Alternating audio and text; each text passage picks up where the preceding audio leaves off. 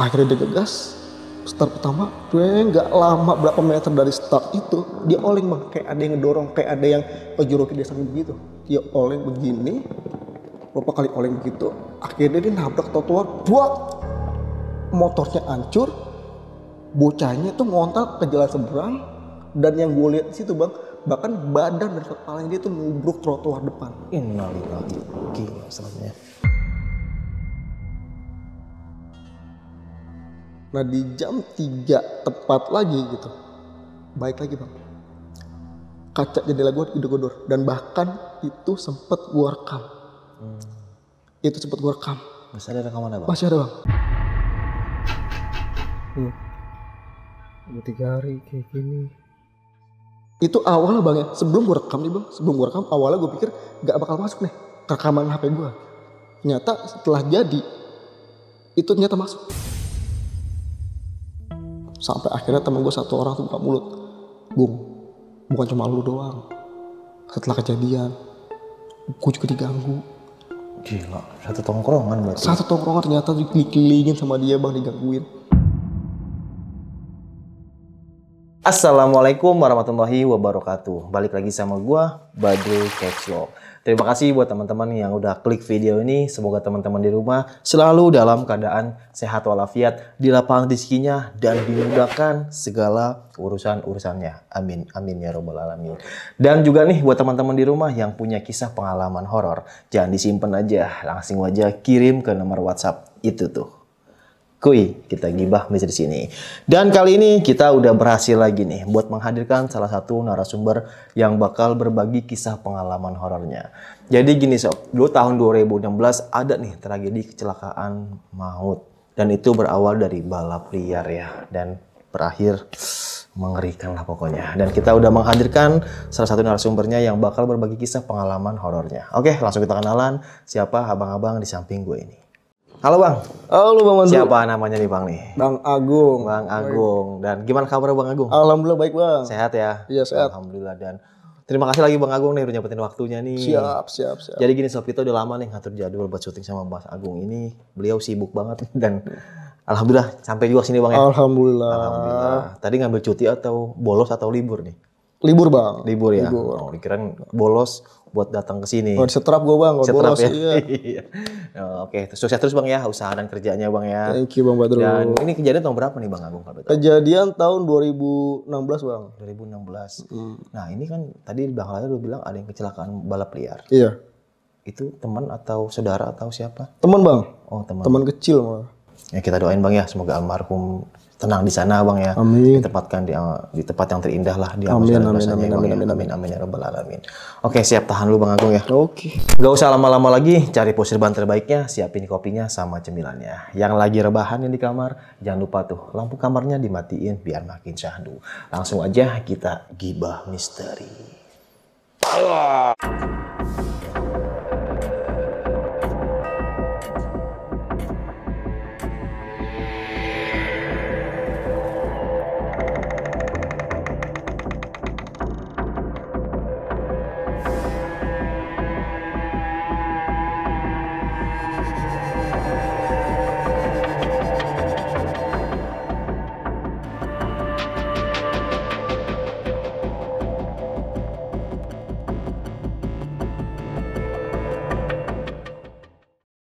Gimana bang Agung, kisah pengalamannya nih bang? Oke bang, kejadiannya ini di tahun 2016.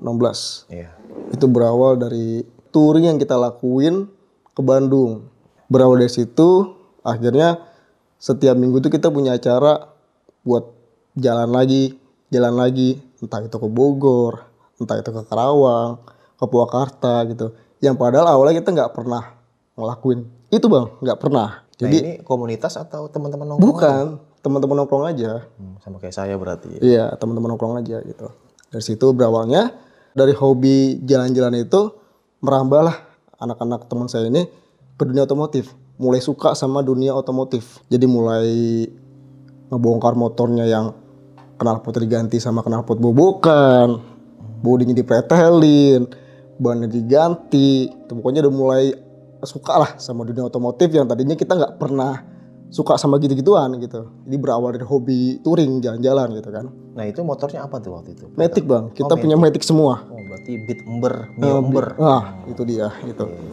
Tapi dari semua teman-teman aneh ini, ada 2 teman aneh ini yang bisa dibilang kayak jalurnya agak beda nih. Beda dalam artian, kalau teman saya yang lain kan motor itu lebih dimodif. Modif itu maksudnya untuk keseharian aja gitu kan. Nah kalau 2 teman saya ini, si Ridwan dan Kiki, dia lebih kepada motornya ini dibongkar itu kayak motor bongkaran motor racing, tau gak bang? Motor-motor balapan gitu. Dia lebih bener-bener pretelin. Kalau motor racing sama motor modifan beda bang. Motor racing itu bener-bener yang bodinya itu bener-bener dihabisin sampai tinggal kerangkanya doang. Oke. Kalau yang motor modifan paling kan cuma kayak knalpot dibubut, terus bodi dicat ulang, gitu-gitu doang. Terus Stang bengkok. Enggak, itu balap dong. Oh balap. Itu balap. Terus paling roda itu diganti sama yang kecil, gitu-gitu aja kalau yang modif ya. Kalau yang modif, tapi kalau yang untuk racing memang benar-benar pretelin. Dipretelin sampai tinggal kerangkanya aja gitu. Untuk yang racing. Nah, ini 2 anak ini, si Ridwan dan si Kiki ini memang basicnya ke sana. Singkat cerita di kampungan saya ini emang ada kayak semacam komunitas balap liar. Tepatnya di Gor Bekasi, mungkin anak-anak Bekasi tahu. Nah itu biasanya acara yang mereka itu start itu dari jam 1 malam sampai jam 4. Mereka itu ngambil jam-jam itu buat menghindari kendaraan rame gitu bang. Kalau jam segitu kan memang tetap mereka tuh kadang kalau lagi main balap liar tuh memang tetap jalanin tutup. Tapi maksudnya nggak bakal serame siang atau sore gitu kan. Masih gampang ditutup lah jalanan gitu kan ya. Yang tadinya kita awalnya nggak pernah tertarik sama dunia racing, dunia balap liar, di satu malam itu saya masih ingat banget, itu di malam minggu si Ridwan sama si Kini ngajak nonton balap liar di Gor. Cuma nonton ya bang ya, cuma sekedar nonton gitu kan. Gor yuk, ngapain? Nonton balap liar gitu. Kagak, gue nggak mau gitu kan ya. Udah ayo gitu, kagak gitu, polisi mulu, ngeri gue gitu. Udah nggak apa-apa, jalan lah akhirnya gue bang.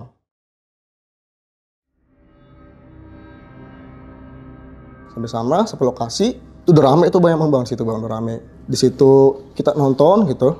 Entah kenapa, tiba-tiba si Ridwan nyeletuk. Setting kali ya motor gua. Ngaco lo, motor belum jadi, mau setting. Gue bilang gitu kan, belum jadi ayam motor lo ngaco gitu. Ya pede gua, santai aja gitu. Ya elah motor baru pretelan doang lo gitu. Tar aja duluan gitu. Udah gak apa-apa gue ngegung gitu. Harus gue balik yuk ambil motor gitu. Buset, langsung ngambil motor? Langsung ngambil motor bang. Saking pedenya, padahal motor tuh masih motor pretelan doang, belum pernah maksudnya di jalanan buat dibawa ngebut tuh belum, gitu. Tapi memang si Ridwan ini dia tuh tipe anak yang memang kalau bawa motor tuh nggak pernah bisa pelan, ngebut-ngebutan. Mungkin itu yang bikin dia pede gitu bang, karena dia ngerasa dia udah jago lah gitu kan bawa motor gitu ya. Oke lah gitu kan ya, udah ayo gitu kan ya. Ya gue nggak berpikiran aneh gitu kan, cuma kayak ya nemenin kepengenan dia ibaratnya buat nyoba motornya dia yang udah dipretelin itu gitu kan ya. Udah balik lagi kita ambil motor gitu. Kalau boleh tahu nih bang, motor apa bang? Matic bang. Oh Matic. Motor Matic. Memang di tahun itu tuh kebanyakan motor-motor drag tuh Matic semua bang. Oke. Matic semua, dan orang-orang anak-anak Bekasi biasanya memang makanya motor Matic semua gitu. Nah akhirnya kita balik ngambil motor si Ridwan gitu kan ya. Si Rizky kita tinggal tuh di Gor gitu. Ini Rizky atau Kiki bang? Nama asli sih Rizky bang, cuma kita kadang manggilnya Kiki, kadang manggil Rizky, ya sama aja sih sebenarnya. Iya. Sama aja. Nah terus akhirnya kita ngambil motor nih ke rumah si Ridwan kan ya. Kita balik lagi ke Gor, nyoba di nyeting tuh. Saya kan nontonnya kan di pinggiran trotoar bang, gitu kan nggak ngikut dia sampai di tengah jalannya gitu kan ya. Dia nyeting tuh bertiga bang dia, saya ingat banget dia bertiga. Mungkin ketika dia setting dan kedua orang ini ngeliat cara bawa motor si Ridwan ini bagus gitu kan ya. Selesai dia setting, dia balik lagi ke arah start itu, 2 orang itu ngajakin by one sama si Ridwan. Karena memang mungkin dia ngeliatnya si Ridwan tuh bagus bawa motor tuh gimana, gue gak paham dunia racing lah bang ya. Gak paham dunia racing, dia ngajak by one. Taruhan bang, balapan. Langsung taruhan bang. Apa ya kalau bahasa ini kan langsung ya di tempat lah ya. Langsung situ gitu kan. Nyari ayam-ayaman bahasanya. Ayam-ayaman gitu. Cuma kadang-kadang kan memang si Ridwan belum siap.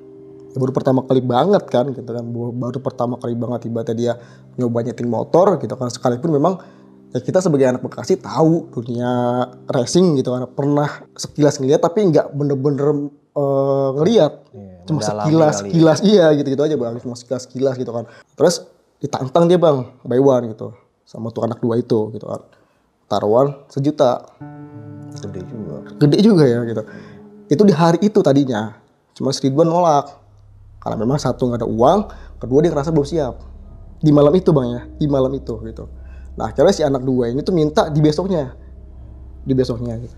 Tapi si Ridwan masih belum siap. Dan akhirnya si Ridwan nego, oke bang, gue ladenin. Tapi nggak minggu ini, nggak besok. Minggu depan gimana? Malam minggu depan maksudnya gitu. Akhirnya mau tuh 2 anak itu bang.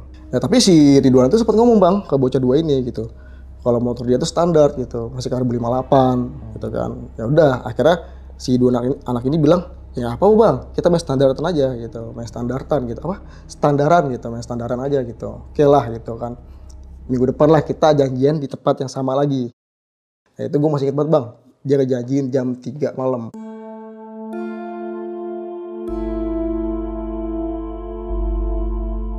Nah besok paginya nih bang, di hari Minggu, si Ridwan nelpon, ajak ngopi, datanglah gue ke rumah dia kan, ngobrolin soal masalah teriak semalam.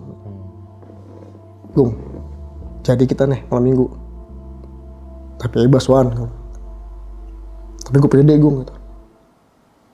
Ya kalau pede udah gak apa-apa gitu. Tapi ntar kalau gue kenapa-napa gimana ya? Kalau ragu jangan, tapi gue pede. Ya terserah Wan, gue bilang gitu bang. Tapi dia nggak ada nih gue gitu. Ya udah nggak usah Wan gitu. Gak lah, gue usahain dulu. Dia bilang gitu sama gue usahain dulu gitu. Pede gue kok, tenang aja. Lu tahu kan gue bawa motor gimana gitu. Beda Wan, motor di jalan, lu bawa sama motor ibarat di jalan bebas tuh beda gitu. Sama aja Gung. Emang bocah itu keras kepala banget bang. Keras kepala banget. Dia tuh kalau udah yang maunya apa, udah dia harus lakuin. Dengan cara apapun dia harus lakuin. Akhirnya di 2 hari sebelum janjian drag itu, berarti di hari Kamis, dia minta anterin gue bang buat ke bengkel langganan dia. Dan dia tuh emang sering bang ke bengkel itu gitu. Dan itu tuh bukan bengkel balap bang gitu. Jadi itu bengkel biasa aja gitu. Bengkel biasa. Bukan bengkel tongkrongan orang balap. Bukan bang, itu bengkel biasa gitu. Bengkel biasa gitu. Emang kita anak-anak kalau misalkan kayak ganti oli, apa segala macem gitu. Itu ke bengkel itu. Pas gue nganterin berdua, itu gue berdua bang, gue inget banget bang. Itu jam 12 siang kok, gue masih inget banget. Gue jalan berdua sama dia ke bengkel. Dia ngomong begini sama gue. Yang gue rasa tuh di saat itu ya bang ya. Di saat itu gue rasa kayak, kok ngaco nih anak omongannya gitu. Jadi dia bilang ke gue, Gung, ntar kalau misalnya gue mati, gue dikubur di mana Gung ya? Isi goblok, lu ngomong apaan sih lu? Serius ngaco gitu. Tiba-tiba takut mati gitu. Lu ngapa sih bang gitu? Kalau emang lu takut mati, ya lu jangan ngelakuin hal yang bikin lu mati. Gue bilang gitu sama dia bang. Contohnya, ya udah nggak usah ikut balap liar. Itu bahaya buat lu. Gue bilang gitu sama dia. Cuma tadi gue bilang, emang anaknya udah AA, apapun resikonya, apapun yang bakal dia tanggung, kalau udah A ya A. Dia nggak akan ibaratnya berpaling ke pilihan keduanya dia. Itu nggak akan bang. Jadi apapun yang teman-temannya bilang ke dia, kalau memang ibaratnya niatan dia seperti itu, dia bakal lakuin. Keras kepala banget bang anaknya bang. Nah dari obrolan tadi itu, gue ngerasa kayak janggal gitu kayak, bocah apa ngomongnya begini gitu kan. Karena emang bocah sebenarnya tipe anak yang bukan anak yang serius kalau ngobrol bang. Dia tuh tipe anak yang memang selengean, bercandaannya tuh ajug-ajugan gitu. Kalau bahasa Betawi ajug-ajugan gitu. Gak ada kata maksudnya dia kalau ngobrol serius tuh gak ada bang. Tapi di hari itu, di siang itu, di saat perjalanan gue mau ke bengkel, tiba-tiba dia ngomong kayak gitu. Nah di situ gue nggak mikir macam-macam bang. Yang namanya mungkin omongan ceplos ya, karena emang gue tahu juga dia tipe anak yang emang selengean, begajulan, ajuk-ajukan gitu kan. Omongannya ibaratnya nggak danta, gitu. Kalau Betawi bilang nggak danta gitu. Nggak danta ya. Nah, udah, gak gue pikirin bang. Gak gue pikirin tuh obrolan tadi gue itu. Sampailah di bengkel. Nah di bengkel ini tuh bocah tuh aneh bang. Motor lagi dibongkar. Biasanya nih anak kalau nggak bongkar motor di bengkel, dia ikut sibuk. Bongkar sana bongkar sini, ikut sibuk lah intinya gitu sama si abang bengkel ini. Ini enggak. Ini cuma diem aja. Gue bilang, Wan, doi, lu ngapa? Sakit? Kagak gitu. Lu ngapa sih gitu? Dari tadi aneh ngaco lu gitu. Kagak ngaco gitu. Gue lagi mikirin ini Gung. Kita dari mana ya 1 juta ini gitu. Yakin lu mikir gituan? Iya gitu. Yaudah Wan, kalau gak usah mah, kalau gak ada mah gak usah. Ya ngaco sayang gitu. Pede gue, tenang aja gitu. Dia pede banget bang. Pede banget dia bakal menang, dia pede banget. Tapi dia punya duit bang buat bayar bengkel. Nah itu dia bang. Sampai bengkel pun saking pedenya dia bakal menang. Si bengkel ini pun dijanjiin sama dia bang. Dijanjiin nanti bang ya gitu. Gue mau ngedak dulu nih gitu kan ya. Menang gue bayar. Saking pedenya bang. Utang dulu. Iya. Utang dulu saking pedenya dia gitu. Baliklah gue selesai tuh bang ya. Balik ke rumah. Setelah dari rumah. Maghrib dia ngechat gue lagi. Bung gimana gitu. Rumah kenapa gitu. Baliklah sini gitu kan. Ada siapa di situ gue gitu. Bocah banyak. Tunggu ya gitu. Sampai ke sana. Cuma sampai balik ini dia cuma ngomong sama gue berdua bang tentang masalah dedak ini. Jadi obrolan dedak ini sebenarnya anak-anak lo tahu. Tapi mungkin ya di sini mungkin yang gue pikir karena uangnya ini yang akhirnya gue tahu nih bang ya. Yang gue tahu akhirnya uang ini berasal dari mana. Jadi makanya dia ngajak gue ngobrol berdua sama dia gitu. Akhirnya gue dipinggirin sama dia. Dia ngomong sama gue. Dapat yang gue duit 1 juta. Dari mana lo? Jual laptop. Sepele. Laptop itu bukan dibeli sama nyokap lo? Iya. Kalau nyokap lo nanya, santai. Pede gue menang gitu kan ya. Menang juga gue, ternyata lo juga gue dapet dari gue gitu. Ya gue gak mikirin ituan. Gue gak mikirin itu gitu kan ya. Terserah lu udah gue mau bodo amat gitu. Udah santai aja gue gitu. Nah disitu tiba-tiba si Rizky tahu bang gitu. Si Rizky tahu dia nyamperin gue gitu kan ya. Wan gimana jadi lu? Dia tahu nih bang, si Rizky tahu kan. Nyamperin gue ngobrol berdua, jadi lu gitu. Jadi Ki, jangan pindah ikut lu gitu kan. Ntar lu gak ketemu gue lagi anjir gitu kan ya. Tanda-tanda banget ya. Nah kalau ditanya yang lain tahu nggak nih bocah gue gitu bang ya, bocah saya gitu. Tahu bang, mereka tuh tahu kalau misalkan si Ridwan ini mau ikut balap racing di Gor Bekasi gitu. Cuma karena memang si Ridwan ini tipe orang yang memang keras kepala, jadi anak-anak tuh gak punya respect sama dia gitu. Yang tadi gue bilang anak itu selengean buat bang, selengean, kepala batu lah kalau kata anak zaman dulu bilangnya gitu. Jadi gue kalau di tongkrongan tuh memang lebih banyak ngobrol itu bertiga, gue Rizky Ridwan lebih banyak gitu. Padahal di situ tuh bocah rame bang, ada 10 orangan kalau gue nongkrong ya gitu. Cuma yang paling deket tuh gue Rizky Ridwan. Jadi Ridwan tuh lebih deket ke gue sama Rizky, lebih deketnya gitu kan ya. Nongkrong, balik jam 11, balik gue bareng sama si Ridwan jalan. Karena memang rumah dia sama rumah gue tuh cuma beda 1 gang. Jadi rumah gue dulu baru rumah dia gitu. Kalau dari arah rumah gue ya gitu, rumah gue dulu baru rumah dia gitu. 1 gang bedanya lah gitu. Balik, nah sebelum sampai ke rumah gue, ini anak ngomong tuh aneh lagi bang. Dia aneh lagi ngomong. Bung, ntar pakai helm kali ya. Biar kalau gue jatuh nggak mati. Gue mikir, lu mau balap liar, bukan mau touring, kok pakai helm? Aneh banget bang, aneh gitu. Gue bilang sama dia, apaan sih ngaco lu? Lu kalau emang gak yakin bang, udah nggak usah gitu. Kagak, gue yakin bercanda, gue ngaco gitu. Katanya bercanda alasannya gitu. Sabtu habis maghrib gue samper ya gitu. Karena memang kita janjinya kan di hari Sabtu ini bang, dari Sabtu ini gitu. Ya udah gitu. Terus gue ngechat bocah yang lain tuh, woi berapa ikut nggak gitu. Si Ridwan mau pada nyeting nih gitu, masih Iki gitu ada, si Rizky gitu. Gas ayo gitu. Tapi gue ngeliatin aja ya, ngeliatin aja udah gitu kan ya. Kasih support aja kita mah gitu. Oke gitu. Udah tuh disamper ke si Ridwan tuh bang habis maghrib. Sama si Ridwan kumpul di balik dulu awal ya, di balik tongkrongan gitu. Sama situ, di situ masih gue ingetin lagi bang, si Ridwan. Wan, kata gue mau kuasawan gitu. Masalah ntar, iya kalau lu menang. Kalau enggak, laptop nggak balik. Ntar kalau ngamuk, gimana coba gitu. Santai gue, pede gue gitu. Motor dibawa ke bengkel kan, semua udah diganti. Ya iya Wan, cuma kan ibaratnya ini lo baru pertama kali. Gue bilang gitu sama dia bang. Udah gampang lah gitu. Pokoknya ntar menang, lu mau jajan apa, gue beliin gitu. Ah terserah lu dah Wan, bodo amat. Selesai Isya, itu kita ke Galaxy dulu bang.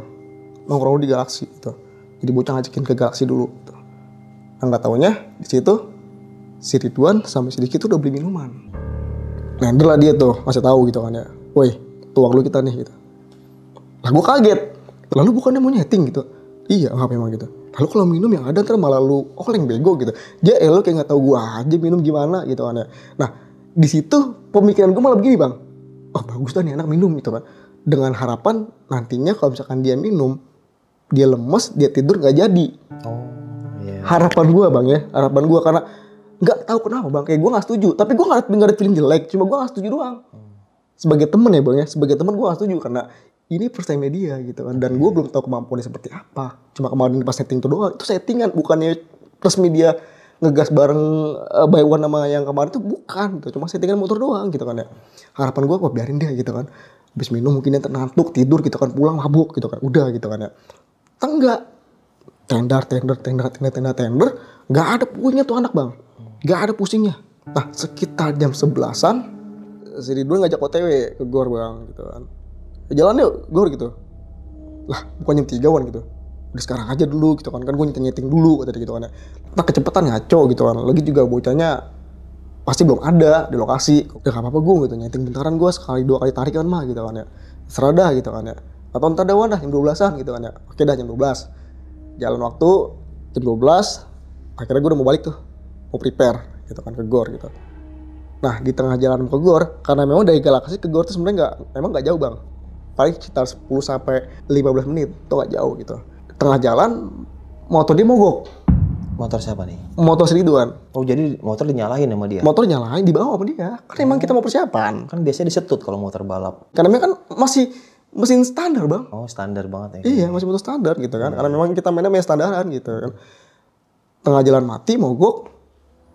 Gue ngerasa kayak, wah udah gak beres nih. Gue ngerasa begitu bang. Di situ gue ngerasa tuh. Tapi sumpah gue gak berpikiran yang maksudnya yang terlalu jauh, cuma gue pikir gak beres nih. Gue berpikiran gak beres tuh mungkin entah si Ridwan kalah. Gue berpikir gitu doang di saat dia motor mogok gitu kan. Motor mati mogok gitu kan ya. Dia motor lu mati anjir, gak bisa nyala tadi kan ya. Coba selak lagi, kagak bisa ini, bensin kali banyak lah. Terus apanya?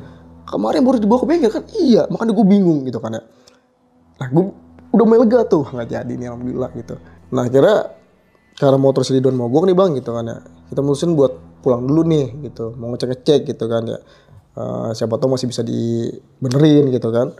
Akhirnya kita setut motor si Ridwan sampai rumah gitu kan. Nyata memang cuma masalah busi kebakar bang. Yang tadinya gue udah bersyukur nggak jadi gitu kan, karena memang cuma masalah busi, ya akhirnya motornya hidup lagi. Nah jam 2:30 itu bocah yang tadi yang kemarin janjian sama si Ridwan ngechat tuh, udah di sana gitu, di lokasi gitu kan. Oke lah gitu kan, gue OTW tuh. Di situ gue ada sekitar 7 orangan bang, 7. Gue kira jalan ke Gor Bekasi, sampai sana. Gue udah sempet lagi buat nahan dia bang. Itu yang terakhir kali gue nahan dia buat enggak balapan. Terakhir kali bang. Gue bilang sama Dewan, lu inget nyokap lo gak cok? Gue ngomong kayak gitu bang. Itu sampai sekarang bahkan gue masih merinding kalau misalkan ingat omongan gue itu terakhir gue tuh ngomong di samping dia banget bang. Masih kebayang bang. Gue bilang, Wan, lu inget nyokap lu gak, Cok? Ya gue tau lu jago bawa motor. Cuma maksud gue, kok cuma nyari duit juta, gak usah kayak gini, Wan. Ya gue gak nyari duit, gue hobi nih. Dia bilang gitu. Oke, terserah deh, gitu kan. Itu gue masih di samping dia, Bang. Masih di samping dia gue. Jadi ternyata Baywan itu cuma gak bertiga kan. Awalnya kan bertiga, dikira bertiga kan. Gue kira bertiga, tapi ternyata sampai sana, di hari itu cuma berdua. Jadi 2 sama satu lagi tuh anak babelan itu. Dia tuh anak situ. Dia berdua. Pas gue ada samping Ridwan, itu udah mau start awal, si Ridwan tiba-tiba ngomong gini, Gum, itu di ibu di atas JPO siapa ya gitu, pakai baju kebaya merah, pakai kain batik, ngeliatin gue senyum-senyum, bawa anak. Hah? Gue ke JPO bang, karena memang dari startnya mereka ke JPO itu gak jauh. Jadi pandangan tuh bisa kelihatan banget, kelihatan banget. JPO itu jembatan penyeberangan orang. Oke. Gitu. Gue gak ngeliat apa yang dia lihat bang. Gue ngeliat, gak ada ngaco. Ngablu lu. Ya kali gue ngablu ya gitu. Udah tuh. Gue minggir. Dari start awal, gue ngeliat muka si Ridwan udah beda. Udah bukan kayak Ridwan biasanya. Secara raut muka, raut wajah tuh beda banget. Gasan pertama, gasan kedua, ada rasa mau berhentiin. Tapi udah terlanjur, udah gak bisa gitu.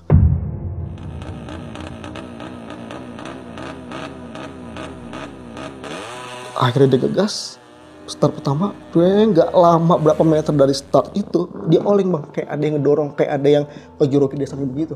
Dia oleng begini, beberapa kali oleng begitu. Akhirnya dia nabrak trotoar, buat motornya hancur, bocahnya tuh ngontal ke jalan seberang, dan yang gue lihat di situ bang, bahkan badan dan kepalanya dia tuh nubruk trotoar depan. Innalillahi, gila sebenarnya. Gua temen yang nemenin dia sampai ke situ nge-freeze dong. Jadi kita nggak langsung lari buat selamatin dia bang, tapi kita diem dulu nge-freeze. Dan yang nyamperin si Ridwan itu justru malah anak-anak lain yang ada di situ. Kita malah teman-teman itu nggak nyamperin dulu awalnya. Kita nge-freeze beberapa saat, baru setelah itu kita nyamperin ke si Ridwan. Kita nggak berpikir jelek saat itu bang, nggak berpikir jelek dia bakal kenapa-napa, maksudnya dalam artian oke kita bawa ke rumah sakit. Itu pikiran gue sedikit begitu aja bang. Tapi ternyata setelah gue ngeliat si Ridwan, kondisi badannya dia bang, itu kepalanya pecah ngoyor bang. Aduh. Tangan patah, bahkan tulang ini tuh sampai nongol. Tulang ini nongol dan kaki sebelahnya juga patah. Itu muka udah dedel semua bang. Muka udah dedel semua. Udah, gue nggak bisa ngebayangin deh bang. Sekarang juga nggak bisa bayangin gue. Itu bener-bener dedel semua mukanya, kepalanya dia tuh bener-bener. Lu tau gak sih bang kayak balon isi air kalau dipencet? Iya. Kayak gitu bang. Itu ngoyor-ngoyor bang. Itu jelas banget bang. Jelas banget. Itu kita nggak ada yang berani megang akhirnya. Tapi kondisinya pas lu lihat hidup bang masih? Gue nggak tahu itu meninggal enggak, tapi kalau misalkan secara logikanya keadaan begitu udah nggak bakal hidup. Iya, meninggal di tempat gitu. Iya, karena kita nggak ada yang berani megang. Kita nggak ada yang berani megang, maksudnya kayak, masih hidup kan nih bocah? Atau bangun, nggak ada yang berani kayak gitu. Yang bikin gue aneh juga bang, jatuhnya si Ridwan ini tepat banget di bawah JPO yang sebelumnya dibilang katanya ada ibu-ibu di atas pakai baju kebaya merah sama bawa anak. Itu tepat di bawah bang. Jadi nggak lama dia start awal bang. Nggak lama di start awal dia oleng kayak ada yang ngedorongin. Itu tepat di bawah dia jatuhnya. Akhirnya lawannya dia ini sama yang lain tuh kabur. Lawan baywannya dia kabur. Karena mungkin nggak mau jadi pertanyaan tuh gimana ya gitu. Karena memang yang ngajakin dia kan. Dan gue juga nggak bisa nyalain dia juga sebenarnya gitu. Karena kemauan Ridwan juga gitu. Karena di situ kita semua tuh nggak ada yang berani buat mega sekalipun tuh teman kita gitu kan. Karena yang kita takutin jadi pertanyaan nantinya polisi atau gimana gitu, panjang urusan gimana gitu kan ya. Akhirnya bocah satu kita panggil Inang ya. Si Inang tuh telepon keluarganya si Ridwan buat kesana ke lokasi gitu. Maksudnya biarlah keluarganya aja nanti yang angkut mayatnya gitu, biar keluarga itu ngelihat secara langsung ini kondisi seperti ini, kita nggak otak-atik gitu kan ya, memang pure kecelakaan gitu. Nah akhirnya keluarganya itu datang bang. Itu yang datang tuh ibunya sama mamangnya dia. Waktu ditelepon tuh temen gue tuh masih belum bilang kalau misalkan si Ridwan itu maksudnya keadaan seperti itu, enggak. Cuma bilang si Ridwan kecelakaan doang gitu. Jadi maksudnya biar tujuannya biar nggak orang tuanya nggak histeris segala macem lah gitu kan ya. Nah akhirnya datang ibunya sama mamangnya gitu, ngeliat keadaan jenazahnya, kondisinya Ridwan gitu, histeris. Orang tua mana yang histeris lihat anaknya kayak gitu kan? Gitu. Histeris, keluarga langsung bawa Ridwan nggak ke rumah sakit lagi, tapi langsung ke rumah bang, karena memang ini bukan, maaf ya bang, bukan korban ini, tapi memang korban kecelakaan tunggal, jadi nggak harus ada di otopsi.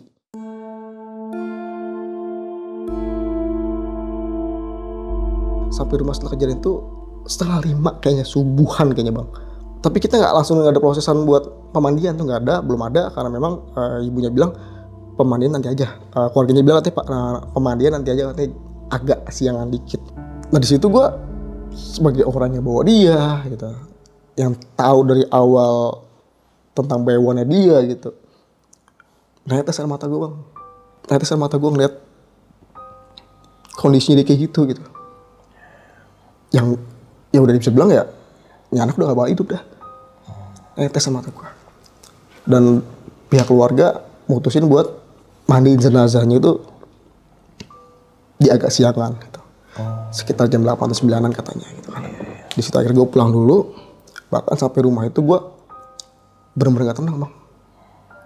Kayak trauma juga iya gitu. Rasa bersalah juga iya gitu.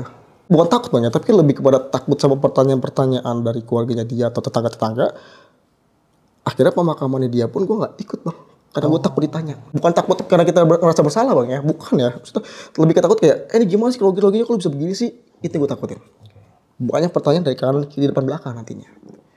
Akhirnya emak gue pun bilang, udah gak usah ikut dulu.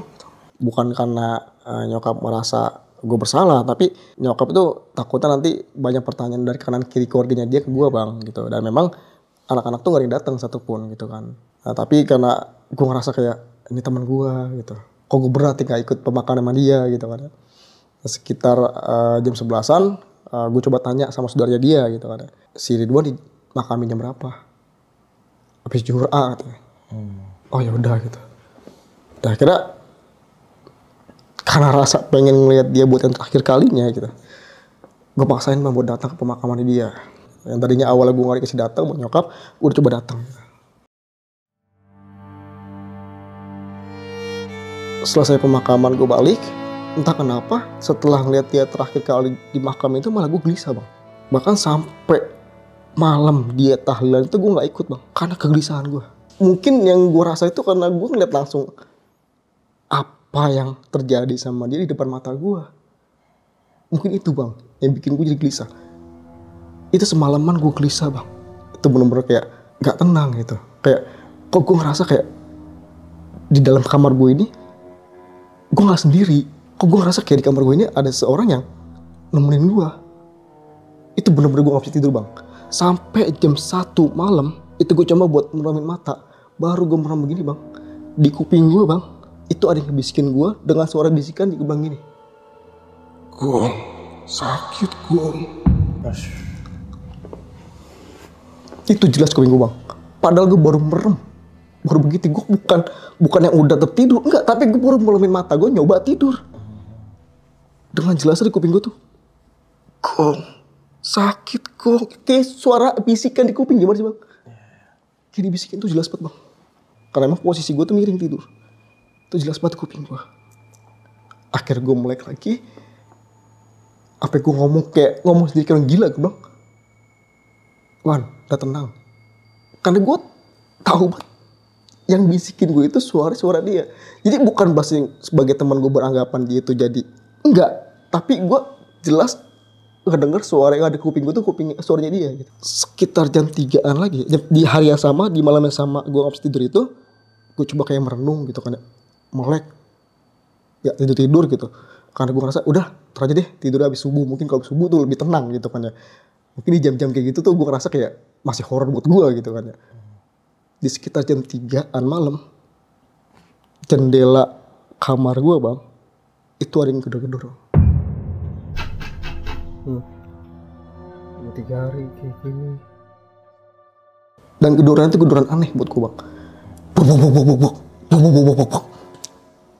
Jam segitu siapa sih bocah yang nyamper gue yang gedor katanya tuh nggak ada bang. Dan bocah tuh biasanya kalau nyamper gue tuh nggak pernah ibaratnya lewat samping rumah gue. Karena memang keadaan kaca gue samping ya gitu. Dan itu gelap banget bang. Samping rumah gue tuh gelap gitu. Dan bocah nggak akan ada yang berani ke situ sebenarnya gitu. Iya. Itu bok.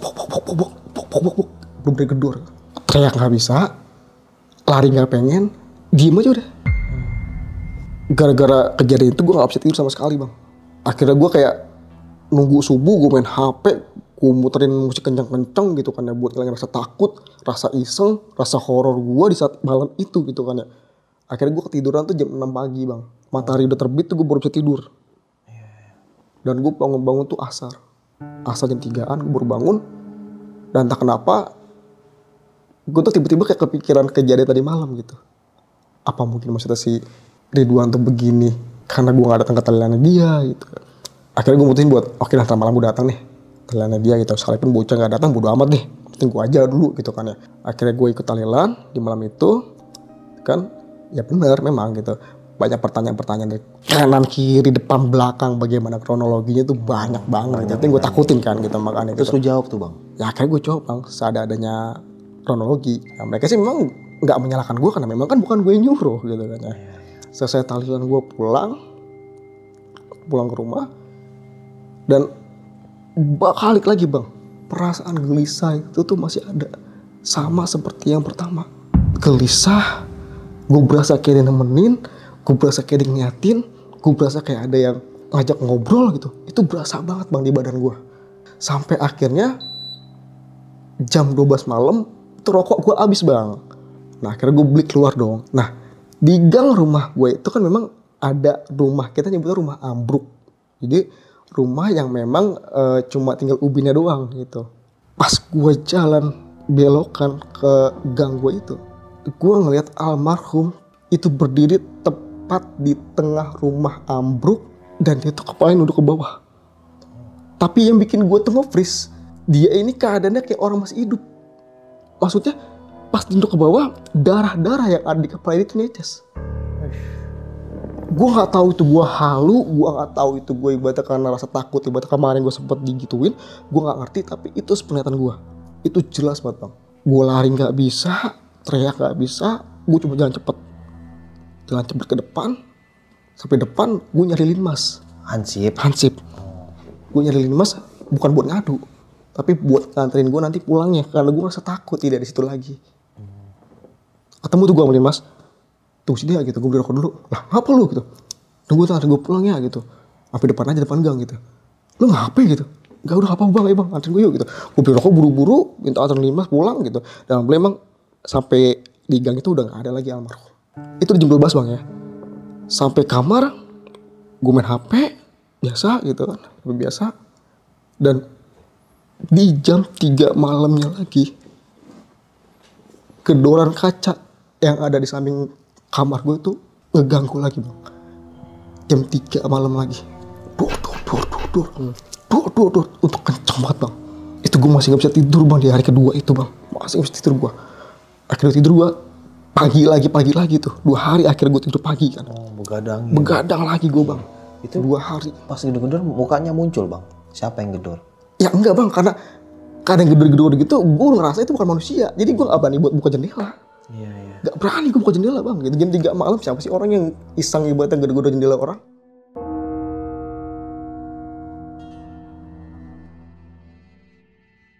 Kebesokan harinya bangun gue sampai jam 4 sore kalau nggak salah tuh, itu gue masih nggak berani cerita apapun sama orang tua bang. Di hari ketiga tahlilannya dia gitu kan, itu gue ragu bang gitu, datang gak nih gitu. Ya karena mungkin dari gangguan yang gue alami ini gue ngerasa kayak gimana gitu, salah gue apa nih sama lu gitu kan, gitu kan ya. Akhirnya coba buat beraniin kayak datang aja deh gitu, maksudnya gitu. Kalaupun memang gue punya salah, gue minta maaf deh nanti di doa-doa, gitulah pikiran gue bang gitu. Akhirnya gue ikut tahlilan di situ. Jadi rumahnya dia ini kan memang depannya itu teras tapi kayak gak ada pagarnya gitu. Jadi kalau kita tahlilan di depan itu kan bang ya. Dan di samping rumahnya dia itu kan kebun. Di belakang rumah dia itu rumah gua. Jadi kayak memang kalau dari belakang itu kita sebelah-sebelahan. Tapi kalau untuk dari gang kita beda gang. Gitu maksudnya bang gitu. Nah gue tahlilan itu posisi duduknya gue tuh ada di pojok dari ruang terasnya dia bang. Gue duduk di pojok gitu kan ya. Entah kenapa gue nyium kayak bau anyir darah gitu bang. Gue tanya sama gue samping, gue bilang bang, lu nyium bau anyir ya gitu. Kagak, anyir di mana gitu? Gak tau bang. Kok di hidung gue tuh kenceng ya gitu. Apa ini ya gitu? Darah men sekali ya gitu. Kagak, ngaco gitu. Itu padahal di hidung gue jelas banget bang. Tapi kenapa yang sebelah gue tuh gak ada yang nyium sama sekali. Padahal di hidung gue tuh jelas banget, bau banget anyir. Dan yang memang yang aneh itu bau anyir itu datangnya tiba-tiba. Yang tadi gue datang awal tuh gak ada bau anyir, tiba-tiba tuh kecium bau aja di hidung gue dengan jelas gitu. Gue balik akhirnya sampai rumah gitu. Biasa gitu kan, gue tuh kalau tidur memang gak bisa cepet-cepet gitu kan, main HP dulu gitu kan ya. Dengan masih kegelisahan yang sama gitu, gue balik. Dan biasa gitu, gue main HP dulu kan, kalau sebelum tidur biasanya gue main HP dulu gitu kan ya. Tapi gak tahu kenapa gitu, gara-gara 2 hari itu gue begadang jadi kayak terbiasa tidur pagi jadinya bang gitu kan ya. Jadi gak bisa tidur tuh, gue bener-bener gak bisa tidur gitu. Nah di jam 3 tepat lagi gitu, baik lagi bang, kaca jendela gue digedor-gedor. Dan bahkan itu sempet gue rekam. Itu sempet gue rekam. Masih ada rekamannya bang? Masih ada bang.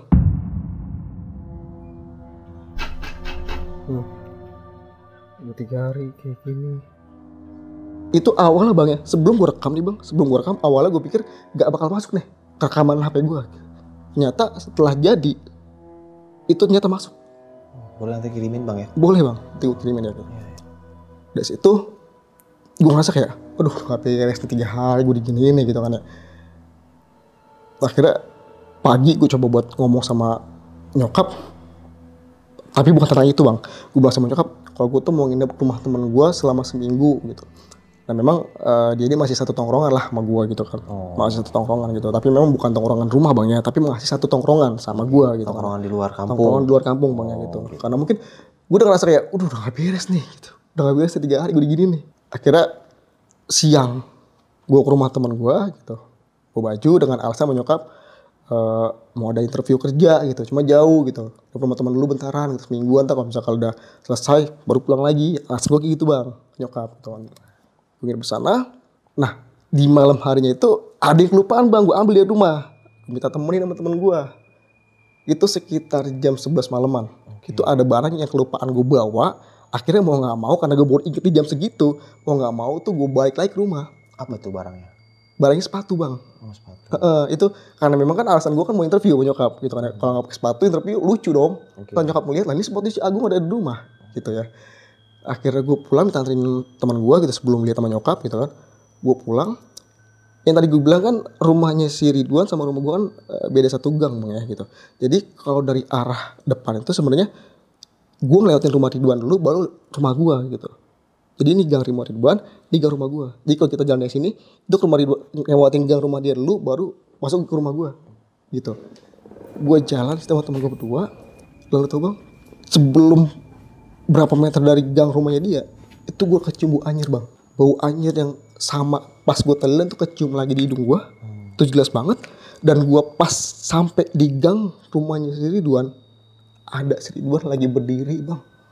Di gang rumah dia tepat. Gue gak bisa teriak, gue gak bisa ngadu sama temen gue cuma dia nge-freeze. Gue balik muka, gue bilang bro cepetan jalan cepet tuh disampai rumah gue. Justru yang ngebuka pembicaraan tuh dia duluan bang.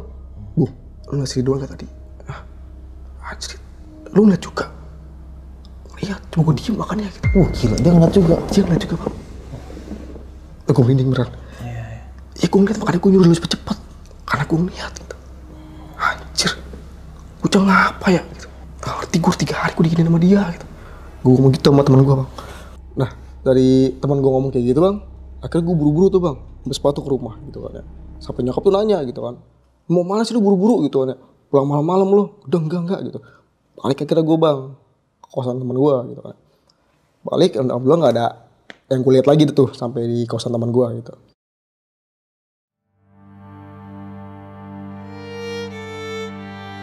Keesokan harinya tuh bocah ngajakin ngopi bang, teman-teman di kampungan gitu. Karena emang udah 4 hari setelah kejadian tuh gue gak pernah ketemu bocah tuh gitu kan. Akhirnya bocah ngajak ngopi di Bale. Akhirnya gue sampai di rumah tuh jam 3 sore. Itu sore gue bang ke rumah di Bale, nongkrong bocah. Di situ yang tadinya awalnya gue yang mau buka pembicaraan tentang masalah gue gitu, malah si Rizky duluan bang yang ngomong ke gue. Rizky yang tadi gue bilang sering bertiga itu. Dia duluan yang justru buka obrolan gitu. Gung, 2 hari gue dimimpin sama si Ridwan, dia bilang. Mimpin apaan ya? Dia minta tolong sama gue. Minta tolong apaan? Dia bilang katanya tolong cariin jari gue Ki. Jari gue gak ada 1. Kelingking gue hilang Ki.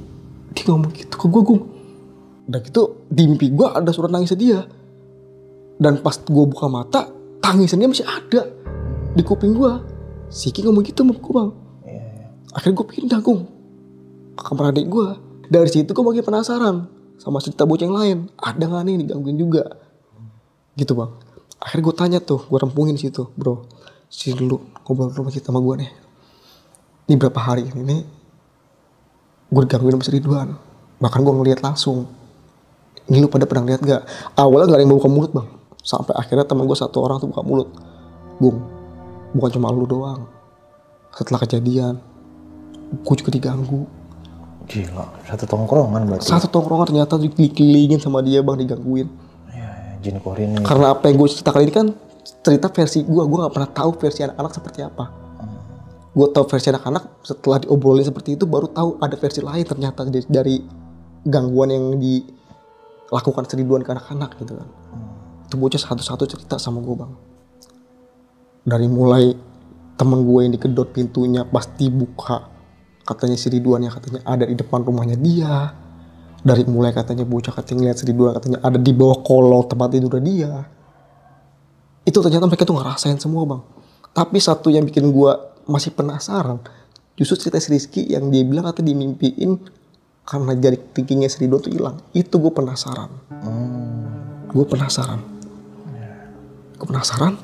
Akhirnya gue bilang sama si Kiki, kalau cerita lo ini bener gitu, kalau mimpi lu ini bener gitu. Apa mungkin ya gitu, ini bocah ibaratnya ngedayain kita, ibaratnya karena jadi kelingkingnya hilang gitu. Apa kita coba aja Ki, cari gitu. Boleh Gung gitu kan. Dari rempungan gue tuh, ya gue juga kaget bang gitu. Ternyata bukan cuma gue yang ngalamin gangguan dari almarhum gitu. Ternyata anak-anak yang lain juga ngalamin gitu kan. Tapi ada satu yang gue penasaran, ya itu ceritanya Rizky. Akhirnya gue janjian tuh sama si Rizky buat Ki coba Ki gitu. Kalau emang ini bener gitu kan, mungkin ini jawaban gitu kan kenapa digangguin kita gitu kan ya. Akhirnya gue sama si Rizky sama teman gue 2 orang lagi tuh janjian bang, besokan harinya tuh kita mau ke lokasi TKP lagi. TKP apa ini? Tempat kejadian perkara kecelakaannya almarhum gitu. Iya. Kita mau coba cari yang mudah-mudahan masih ada gitu kan, karena gue udah berpikir kemungkinan banget sih kecilnya untuk ketemu karena ini jadi kelingking kalau emang ini bener gitu kan. Akhirnya gue cari tuh berempat, gue sama Rizky sama 2 teman gue gitu kan ya, di TKP gitu kan ya. Itu kita nggak nemu bang. Kita nggak nemu di setiap selokan, di pojok-pojokan jalan tuh kita udah cari kemana-mana tuh nggak nemu sama sekali. Kita udah putus asa gitu kan. Bahkan sampai gue tuh nyari tuh dari jam 12 siang sampai asar itu gue cari tuh nggak ketemu bang. Gue udah bolak-balik kesana kesini ke titik-titik yang mungkin bisa dibilang kayak mungkin dibawa binatang atau gimana gitu kan. Itu nggak ketemu bang. Makin penasaran gue bang ya, makin penasaran gitu kan. Terus di hari yang sama abis maghrib gue coba lagi buat kumpulin anak-anak nih. Gue kumpulin lagi anak-anak gitu kan. Maksudnya ya mungkin gue bisa dapet jawaban dari anak-anak gitu yang bikin si Ridwan tenang gitu kan ya. Akhirnya gue kumpulin lagi tuh anak-anak bang. Bro abis maghrib balik ya gitu, nongkrong gitu kan ya. Iya gue gas gitu. Nongkrong gue tuh. Gue tanya satu-satu. Ini lu pada dapat gangguan dari si Ridwan berturut-turut nggak? Nggak juga gue gitu. Yang pertama nih bocah lagi pernah nongkrong di balik. Lagi main gitaran. Terus sekitar jam 2-an ada suara si Ridwan ketawa. Si Ridwan kan kalau ketawa khas banget gue ya, ngakak kayak gitu. Itu jelas banget gue, bocah denger semua. Gue lagi pernah main gitar, dia ketawa gue. Sampai bocah pada diem gue gitu. Terus yang kedua, besokan harinya bocah nongkrong sini lagi. Itu gue gak denger suara motor gue, motor almarhum. Di kuping gue jelas gue motor almarhum gitu. Tapi berapa menit dari suara motor itu gue denger, itu motor gak muncul-muncul gue. Padahal gue udah nyari ke kanan ke kiri, mungkin ada motor yang sama kali sama Ridwan gitu ya. Padahal gue bener-bener jelas gue gitu suara motor Ridwan gitu. Tapi gue tungguin bermenit-menit gak ada motor lewat gue. Sampai akhirnya suara motor itu hilang sendiri. Padahal gue jelas banget dengar suara motor tuh kayaknya arahnya arah ke kita. Karena memang gang balik itu cuma satu arah bang. Dan kalau memang ibaratnya itu jauh gak mungkin kedengaran banget di kuping. Itu katanya kedengaran banget di kuping. Ditungguin itu motor nggak ada, cuma suara motornya aja. Nah setelah pembahasan dari habis maghrib itu, bocah tuh ungkapin semua kejadian yang mereka alamin. Akhirnya gue janjian bang, besoknya buat ke rumah keluarganya dia gitu. Keluarga siapa nih dia? Keluarganya almarhum. Oh, gue janjian siangnya gitu. Jadi itu kejadian udah seminggu ya, seminggu dari kejadian udah seminggu. Kita beraniin diri gitu kan ya, oke. Daripada ibaratnya kayak gini terus gitu kan, kita nggak tahu ibaratnya harus gimana nya gitu kan. Ya mau gak mau lah gitu, kita coba beraniin diri lah ke keluarganya gitu, kita jelasin gitu kan ya. Biar mungkin juga keluarganya juga bisa ngasih jalan nih gimana yang terbaik nih gitu kan ya. Apa ibaratnya kita datang ke kuburannya bagaimana gitu kan ya. Akhirnya kita janjian tuh habis zuhur bang. Kita ngumpul di balai lagi nantinya gitu kan ya. Ngumpul di balai, ya akhirnya dari balai gitu, kita janjian kita ngumpul di situ. Yaudah kita ke rumah almarhum nih. Ke rumah almarhum, kita ngobrol sama ibunya dia bang. Sama ibunya dia, karena memang bokapnya itu udah sakit-sakitan, udah stroke gitu kan. Jadi gak bisa apa-apa, jadi ibunya aja nih yang jadi kepala rumah tangga nih. Kita ngobrol sama ibunya baik-baik, Bu. Selama ini saya diganggu. Saya ceritain semua bang. Dari kronologi awal sampai akhir tuh gue ceritain semuanya bang. Maksudnya yang berhak memang menentukan itu kan keluarga dia. Mau terus nyari si kelingking yang dia si Ridwan bilang, atau kita nyekar ke makamnya, ya setidaknya kayak minta ketenangan gitu. Akhirnya keluarga dia bilang, kalau memang dicari udah gak ada kelingkingnya gitu. Itu setelah gue ceritain semuanya bang ya. Keluarga dia bilang, kalau memang dicari udah gak ada, ya udah kita datang aja nyekar ke kuburannya gitu. Karena selama ini memang ibu gak pernah ngalamin apa-apa gitu. Cuma sekali ibu pernah dimimpiin sama Ridwan. Oh dimimpiin? Pernah ternyata ibu sekali. Tapi kalau untuk gangguan kayak yang lain-lain gak ada bang. Ibunya gak ngalamin. Tapi untuk mimpi pernah sekali. Ibunya bilang kalau mimpi emang ibu pernah sekali dimimpiin Ridwan. Di situ cuma Ridwan minta maaf doang. Minta maaf doang. Tapi dengan keadaan posisi badannya dia sama persis kayak kemarin dia kecelakaan. Akhirnya oh yaudah gitu, berarti kita nyekar aja ibu ya gitu. Ya gue mau tanya nyekar aja katanya gitu. Tapi kalau hari ini ibu gak bisa, besok aja pagi ya gitu. Oke gitu. Janjian lagi kita bang sama anak-anak paginya tuh besok harinya. Gitu. Itu kalian ke rumah ibunya almarhum itu berapa orang? 10 orang kan ada. Oh, 10 orang. 10 orang kan ada gitu. Dan alhamdulillahnya memang dari yang gue jelasin ke ibunya dari mulai kronologi sampai ke Z itu cerita semuanya itu ibunya nerima bang. Ibunya nerima alhamdulillahnya gitu. Memang ibunya ini bukan ibu yang kolot sih dia memang ibunya gitu nggak kolot ya gitu. Karena ada ibu yang mungkin ya kalian salah semua. Iya betul. Jadi kalian maki-maki atau dituntut apa ini tapi dia ini enggak. Dia nggak kolot. Akhirnya dia terima gitu kan ya. Justru malah dia tuh yang minta maaf ke kita, minta maaf maafin ya gitu, maafin Ridwan gitu kan. Yang mungkin karena kalian teman-temannya jadi Ridwan tuh masih pengen sama kalian gitu. Jadi mereka malah kayak ibunya tuh malah kayak ngasih nasihat atau jangan biar nggak ngerasa takut gitulah. Tapi kan tetap aja bang, gitu kan ngeliat gitu-gituan tuh biarpun temen dengan kondisi yang berbeda, dengan posisi tubuh yang berbeda, kita tetap takut gitu kan. Beda alam soalnya. Beda alam gitu kan. Akhirnya keesokan paginya tuh kita janjian lagi, tapi di rumah si Ridwan janjiannya buat nyekar ke kuburannya dia. Buat nyekar ke kuburan dia. Di situ tuh yang pertama ngomong tuh ibunya bang. Ibunya dia yang pertama ngomong di kuburannya gitu kan. Selesai kita berdoa yasinan segala macem gitu kan. Ibunya ngomong, kan dipanggilnya tuh AA di rumah dia. AA, udah AA jangan ganggu teman-teman AA lagi. Gue pengen nangis bang dengar suara ibunya kayak gitu. Kayak ibunya ini nyoba buat tegar, tapi ada sakit di dalam batinnya dia karena kehilangan anak. Dia bilang, udah jangan ganggu teman-teman AA lagi gitu. Kasihan gitu. Kalau AA butuh apa-apa, AA bilang aja apa-apa mah. Jangan sama teman-teman AA. Ngomong gitu bang. Terus gue cuma nyautin gitu, Wan, gue minta maaf deh Wan kalau misalkan emang gue salah. Kemarin gue udah nyoba nyari Wan. Yang lu maksud sama si Rizky, soal kelingking lu. Cuma emang kita nyari gak ketemu. Gue bilang gitu bang gitu. Dia kayak berasa kayak ada dibilang kayak orang gila, iya gitu kayak ngomong sama kuburan, tapi nggak tahu kenapa setelah ngomong kayak gitu di kuburan ya dia langsung kayak ada ketenangan di gue mas. Ketenangan lembatnya kayak gue bisa langsung ngadu nih ke biarpun itu nggak ada wujudnya, tapi gue bisa ngadu kalau gue tuh lelah lo diginiin sama lu gitu, di orangnya langsung gitu, paham gak maksud gue? Iya paham. Ya. Jadi gue kayak lega gitu. Nah di situ tiba-tiba tuh si Rizky nangis bang, nangis bang, udah laki gitu kan, udah ikhlasi gitu. Aku sedih aja gugung gitu. Kita bisa bertiga kemana-mana gitu kan. Jalan bertiga gitu. Kan cuma berdua doang kita, kan ada yang lain bocah gitu. Ya beda gue sejalan mah gitu. Ikut nangis gue bang, dia nangis. Kebetulan si Rizky-nya ada di sini tuh, di belakang layar. Bang Rizky, halo bang. Ikut nangis gue bang. Ikut nangis tiba-tiba dia ngomong kayak gitu. Si Rizky ngomong kayak gitu. Dan gak biasa-biasa aja si Rizky bisa ngomong kayak gitu. Bisa nangis begitu gitu kan. Akhirnya pulang nyekar gitu kan. Kita pulang ke rumah masing-masing. Setelah sekar itu 2 bulan kemudian itu si Rizky tuh nelfon gue bang. Nelfon gue dia ngomong, Kung, gue dimimpiin lagi nih sama tuh bocah si Ridwan gitu. Dimimpiin apaan? Ya dia bilang katanya maafin gue ya kata gitu. Ya udah katanya gue tenang nih kata gitu. Dia kalian baik-baik di sana ya. Jangan lupa sama gue. Serem banget ya. Itu di mimpinya si Rizky gitu. Dan selama 2 bulan itu pun emang alhamdulillah bang gitu.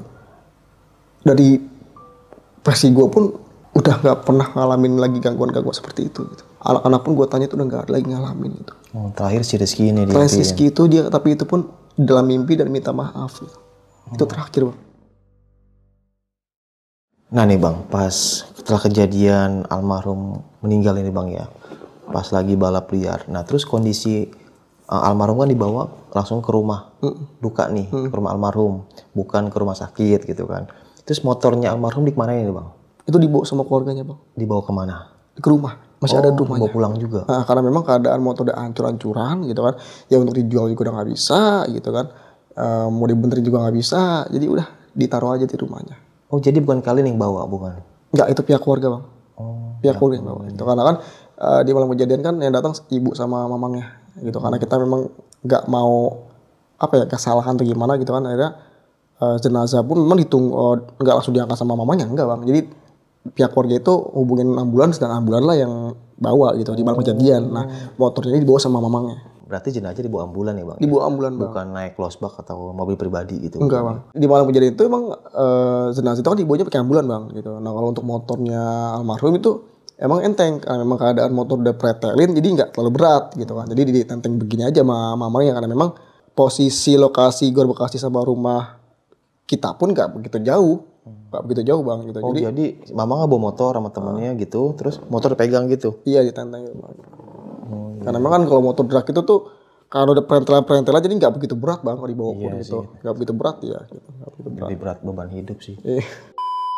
Nah nih Bang Agung, setelah kisah pengalaman lu ya Bang ya, bisa dibilang ada seorang teman gitu atau sahabat yang terjadi kecelakaan maut dan mungkin meninggal dalam, maaf ya, kurang baik lah gitu ya, dalam keadaan taruhan waktu itu ya. Ya kita ambil lah segi positifnya, kalau nyawa cuma satu kayak gitu. Punya pesan-pesan gak Bang buat teman-teman di rumah nih? Ya intinya sih, saya ingin badan, saya ingin diri sendiri, jangan ngelakuin hal-hal yang belum pernah kalian lakuin, jangan pernah membahayakan diri, jangan pernah mau mati konyol, jangan pernah mau mati sia-sia. Ya pergunainlah masa-masa muda kalian tuh untuk hal-hal yang positif.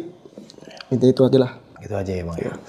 Oh gokil sih, merinding pokoknya malam ini. Dan sekarang ini udah jam 1 malam, gila. Oke, mungkin sekian nih kisah pengalaman yang dialami sama Bang Agung ini. Bisa kita ambil segi positifnya, buang jauh-jauh negatifnya ya. Mungkin kenakalan remaja ya, tapi ini sampai menghilangkan nyawa ya, ngeri juga sih. Ya mungkin hobi otomotif, dan kisah pengalaman Bang Agung ini yang orang baru mulai hobi otomotif, dunia balap ya, maksudnya otomotif balap itu, dan langsung meninggal yang kurang bagus gitu ya. Ya sayangin diri sendiri lah, nyawa cuma satu gitu kan. Ngeri pokoknya lah, nggak kebayang sih. Ada tahun 2008 pernah tuh kecelakaan maut juga, drag race liar di depan rumah saya gitu kan. Karena ada jalan raya Daan Mogot, teman-teman tahu lah. Dan Mogot dulu tahun 2008 lagi marak-maraknya balap liar gitu kan. Ada sama kejadian meninggal di tempat, terus di situ ada orang mancing, kan ada kali tuh Daan Mogot tuh. Itu ngelihat orang mukanya hancur, berdarah, sempat nyolek ya, ini kata warga sekitar saya ya, waktu itu sempat viral banget itu, minta tolong cariin salah satu organ tubuhnya, katanya sih kuping katanya ya, gininya nih yang hancur gitu. Terus yang tukang mancing itu langsung pingsan gitu, dan langsung tuh viral tuh di kampung saya waktu itu kan. Wah gila sih, serem banget. Dan pernah juga kejadian baru kemarin tuh 2021 atau 22 gitu, saya lupa, kan masih ada nih yang balap-balap liar gitu kan. Waktu itu dia nyeting doang, ini nggak balapan. Itu motor drag Satria F kalau nggak salah, itu udah drag ya, ayam jago. Dia nyeting, ada polisi tuh 1:30. Nah kebetulan lagi ada tahlilan nih di daerah rumah saya itu, ada yang meninggal, kita ngaji. Nah tiba-tiba datang tuh segeroyogan, dia nanyain, "Bang lihat motor gak?" gitu. "Motor apa ya?" "Motor drag Bang, saya lagi nyeting Bang jalan raya, tadi ada polisi, saya taruh dikit di sini nih dekat masjid gitu kan, terus hilang." Bingung kita yang lagi tahlilan waktu itu kan. Akhirnya di sama RT sama RW, dia minta inian ganti rugi ke kita. Wah motor-motor lu yang balapan, lu taruh di mana tahu sembarangan, kita yang salahin.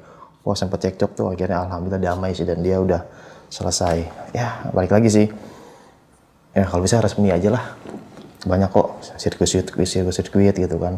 Mungkin Bang, tapi kan awalnya resmi kan, awalnya kan balap liar dulu Bang, baru ke resmi. Ya balik lagi sih, sayangin nyawa gitu kan, cuma satu. Kalau nyawa 4 sih enak. Sekarang balapan, meninggal, besok bisa hidup lagi, besok ngelakuin lagi. Nah yang ketiga ini tobat bener-bener. Udahlah, udah malam. Intinya sayangi diri dan sayangi keluarga kita. Oke, sampai jumpa di kisah selanjutnya. Wassalamualaikum warahmatullahi wabarakatuh.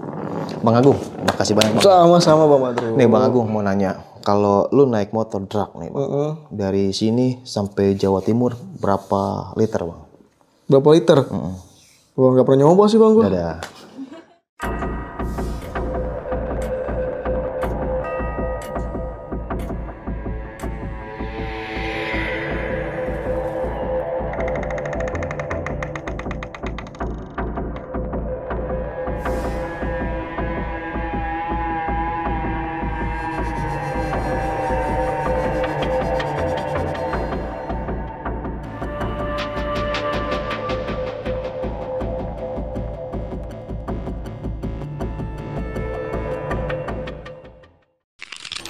Buat kalian yang punya pengalaman horor, langsung aja chat ke nomor 0877 1671 53372.